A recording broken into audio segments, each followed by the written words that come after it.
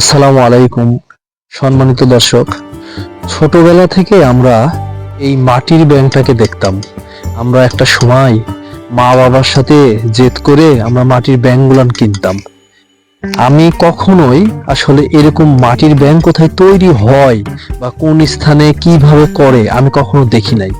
আজকে সৌভাগ্য হয়েছে আলহামদুলিল্লাহ যে ঢাকার ভিতরেই, খুব ঢাকা থেকে কাছেই গাজীপুর ঈশ্বরকান্দি, এখানে আজকে থেকে আরো 100 বছর আগে থেকে আপনার এই মাটির ব্যাংকগুলানকে তৈরি করে আমরা আজকে সেই স্থানটাতে আসছি দেখার জন্য কিভাবে এই মাটির ব্যাংক তৈরি হয় এবং কিভাবে এটাকে পুরানো হয়, তারপরে রং করা হয়। তো আমার খুব সৌভাগ্য হয়েছে, আমাদের এখানে একজন বড় ভাই আছেন। আমরা কিছু বিস্তারিত আমাদের সেই বড় ভাইয়ের থেকেই শুনবো যে এটার আসলে মূল কি এই জায়গাটাতে কাজ করে এবং কারিগর থেকে শুরু করে আমার চাইতে আমার সামনেই বড় ভাই আছেন, বড় ভাই খুব ভালো বলতে পারবেন। ভাই আসসালামু আলাইকুম। ভাই, এখানকার বিষয়ে যদি কিছু একটু বলতেন।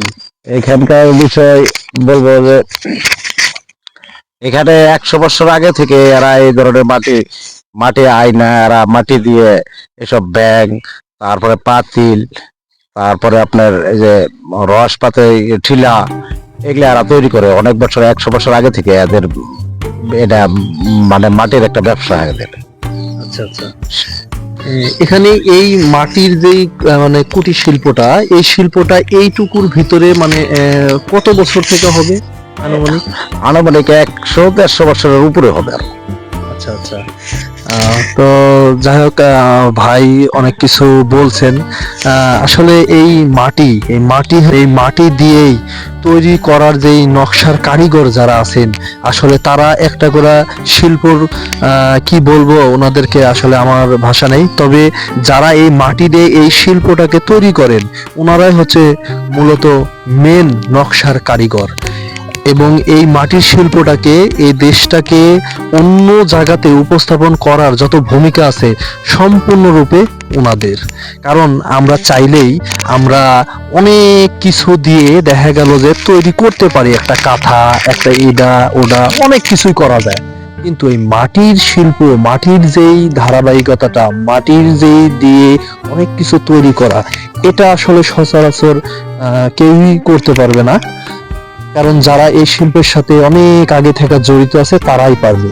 তো আমরা এই যে বানাচ্ছেন মাটির ব্যাংক, আমরা সেখানে আসলাম। সেখানে এই যে আমাদের মাটির যে কারিগর আছেন, নমস্কার, ভালো আছেন? যাক, উনি আসলে বানাচ্ছেন, তো এখন কথা বললে একটা মনোযোগের যেই একটা ইয়াটা আছে সেটা একটু কমে যাবে। তো আমরা আসলে ওনার মনোযোগটাকে নষ্ট না করে আমরা একটু দেখি এই যে মাটির ব্যাংকটা কি যত্ন সহকারে উনি তৈরি করতেছে। এই হচ্ছে আমাদের এই মাটির ব্যাংক করার কারিগর। কত ছোটবেলায় এই মাটির ব্যাংক নেওয়ার জন্য কান্নাকাটি, আর কতই না মাটির সাথে দরাদরি করছি, কেন? সঞ্চয় করার জন্য। আসলে সঞ্চয়ের উপরে কখনো কোনো কিছুই হয় না। এই ছোট ছোট ছোট ছোট সঞ্চয় একটা সময় আছে বড় আকারের হয়। আর এই সঞ্চয়টা করার নিরাপদ যেই জায়গাটা তৈরি করার কারিগর হচ্ছে এই যে আমাদের এই বড় দাদারা। দাদা, ভালো আছেন? আচ্ছা, এই যে যেই ব্যাংকটাকে তৈরি করতেছেন, এটাতে যে পরিশ্রমটা হয় এখন, মাটির ব্যাপারগুলান আছেন, মাটিগুলান নিয়ে আসার ব্যাপারগুলান আছেন, এই সব কিছু মিলে এখনকার সার্বিক মানে পরিস্থিতিটা কি আপনাদের, মানে লাভ বা বিভিন্ন কিছু? লাভ তো হয় না, কোন রকম খাই আর কি। তো এই যারা পরিশ্রম বেশি করা পারে তারা মোটামুটি চলবার পারে, তাছাড়া পারে নাই না। আচ্ছা, এটা মানে এটা মূলত আপনি কত বছর থেকে করতেছেন? এইটা বহু আমরা ছোট থেকে করতেছি। ছোট থেকে করতেছেন? হুম। এটার সাথে জড়িত কে কে আছে আপনার পরিবারের? হনিল বর্তমানে আমি আর আমার পরিবার দুইজনেই আছি। এখন মাটি পাওয়াটা খুব কষ্ট হয় না? হ্যাঁ, মাটি তো কষ্ট, আগে ছিল নিচে, এখন তো নাই নদীর পারে, এখন হলো ফাঁকের থেকে ট্রাক দিয়ে কিনতে হয়। এখন এই যে শীতের সময় একটু কষ্ট হয় না? শীতের সময় কষ্ট হয় না তে কি কন? এখন পর্যন্ত আপনার কাছে কেউ কোনো সার্বিক সাহায্য সহযোগিতা যে এই শিল্পটাকে বাড়ানোর যেই কার্যক্রম এখন পর্যন্ত কেউ কি আসছেন? না, কেউ আসেনি। এমবে আইসা খালি এমবে ছবি টবি তুলে কি করে এই পর্যন্ত ও, ভিডিও করে নিয়ে যায় খালি এই পর্যন্ত।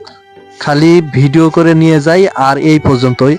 আসলে আমি আমার এই ভিডিওটা যারা দেখবেন, যেখান থেকে দেখবেন, যদি কোনো সরকারি পর্যায়ে যদি কোনো লোক দেখেন এই শিল্পটাকে বাঁচানোর জন্য, যদি আপনারা একটু সার্বিকভাবে সরকারি সহযোগিতা যদি একটু হাত বাড়াইতেন, তাহলে এই যে আমি বলবো এই শিল্পটাকে হয়তোবা বিলীন হয়ে যাবে না। এই শিল্পটা আমাদের মাঝে বেঁচে থাকবে। আমাদের বাচ্চা কাচ্চা বা পরের নতুন প্রজন্ম তারা হয়তোবা এই জিনিসটাকে দেখতে পারবে। তো আসলে এই এই শিল্পটা আস্তে আস্তে কিন্তু বিলীন হয়ে যাচ্ছে, কেননা এই মাটির ব্যাংকটাকে আস্তে আস্তে আমরা দেখতেছি অল্প অল্প হয়ে যাচ্ছে। কেন, আগে যেই পরিমাণ ভারী করে মাটির ব্যাংকগুলোকে দেখতাম ছোট বাহারি রঙের, এখন কিন্তু আস্তে আস্তে কম হয়ে যাচ্ছে। নাই এরকম ইনকাম তো নাই, যে পরিমাণে পরিশ্রম এই পরিমাণ আয় নাই, টাকা নাই।